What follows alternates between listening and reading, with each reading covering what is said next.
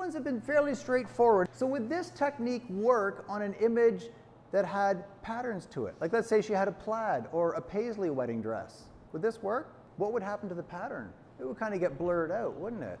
So if you're working on, it would probably work on my shirt, but if somebody was wearing a shirt, you guys all have pretty much solid color shirts. You have stripes. It wouldn't work on your stripes, would it? Or wedding dresses that have beadwork, lace on them. So save up what you got. Here's where I kind of called it quits. You took out the little bumps at the bottom, the little edge bits. But let's take a look at another image. If you go into that same folder, there's an image called beadwork. And let's take a look at this area here. So again, the light falling on the dress is defining the shape of the torso. We've got fairly even light all the way across, and then suddenly it shifts to dark. What kind of shape does that suggest? A nice rounded, kind of a hard angle. Yeah, it just kind of flips around the corner and there it is. Well, okay, and same thing up here. You can see it gets suddenly darker, but then it gets suddenly lighter. And down here it gets suddenly lighter again, suggesting that this part here is kind of tipped up towards the light. This is tilted away, therefore darker. This is tilted towards, therefore lighter. If we use the same clone stamping technique, what would happen to all this lace, the beadwork, the decorations, the ornamentation? Yeah, it would get destroyed, wouldn't it? What could we do instead to get rid of this light, dark transition that makes it look like it's got a big wrinkle on it? Dodge and burn. What if we made a new transparent layer, and what's a good blending mode for dodging and burning? Yeah, let's hit her with a soft light here, and just watch on the screen for a second. I'm going to grab a paintbrush, so I just hit B on the keyboard.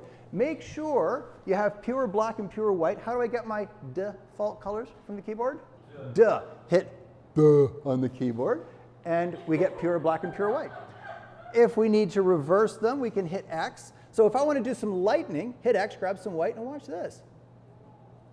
You can lighten up those pixels in there. And this part here where it's a little bit dark, I'll hit X, do a little bit of darkening around there. Maybe a little bit of darkening on this side here. And in fairly short order, watch this. Here's before, here's after.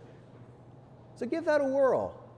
Fairly small brush. And be careful, guys. I see people going in, they'll take a big brush and they'll start lightening here and they'll lighten right around here. This part needs to be darkened.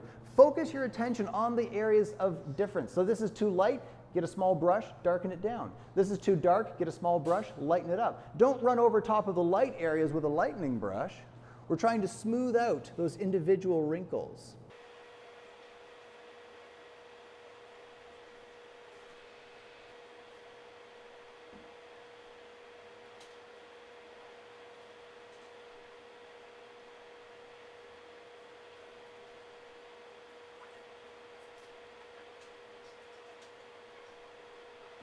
Take a look on the screen for a second, guys. Look at this before and after.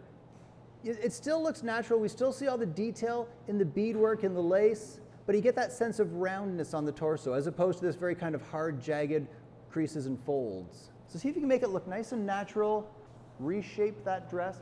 In a way, it's a lot like when you're doing retouching on people. If you find your subject has a bit of a wide face, a little bit of darkening down the sides, a bit of burning on the edges can kind of help push that face into the shadows, give it a bit of a slimmer sort of look. Or if your subject has a fairly long face, sometimes people do some lightening on the sides to kind of pull that forward into the light. And that's what we're doing here. By lightening this up, we're kind of pulling it forward into the light. And by doing some darkening on this edge, we're kind of pushing it into the shadows to kind of give it a more average roundness as opposed to a hard edge. And look around other parts of the image. And don't forget Command Z. If you do something and it doesn't come out right, don't try to fix it by, hitting X and painting over it. Just hit Command Z. That'll undo the last thing you did. Or if I've really messed it up, I can simply hit E on the keyboard, erase the problem area, go back to my paintbrush with B, and continue on.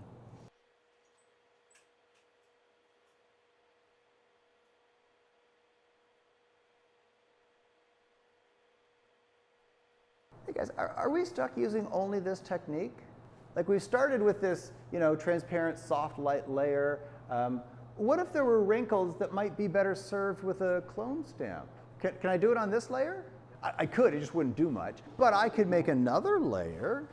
I could make a second layer. Now here's where it can get confusing, guys. If you have a layer that you're using for dodging and burning, and a layer you're going to use for retouching, It's a good idea to name them. It's a good idea to name your layers anyway, but especially for something like this. So this is my soft light layer, so maybe I'll call this, D and B for dodging and burning, and this one's in normal, so I'll call this one retouching.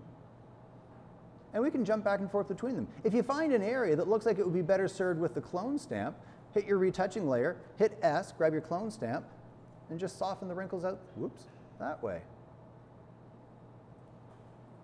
And again, these layers could be like multi-purpose. If you're going to do some retouching on the face, use the same layer.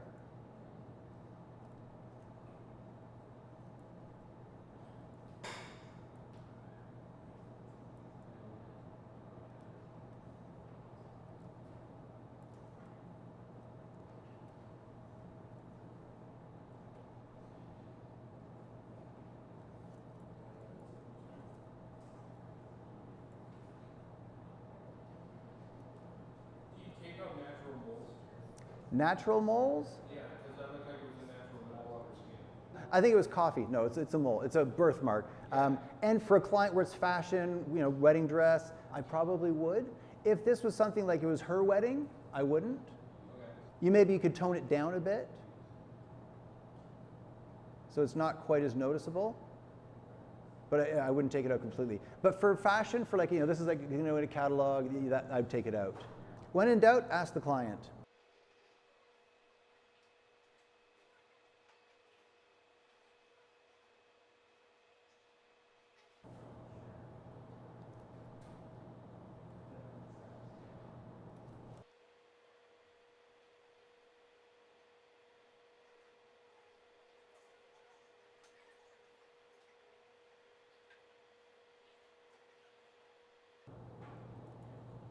And again, you don't need to make new layers for everything. On the dodge and burn layer here, take a look at this. This is the one that I used for the dress there, but on the face, notice around the eyes, a little bit of lightening in the colored part, a little bit of darkening around the outside there, a little bit of kind of framing the face with some shading around.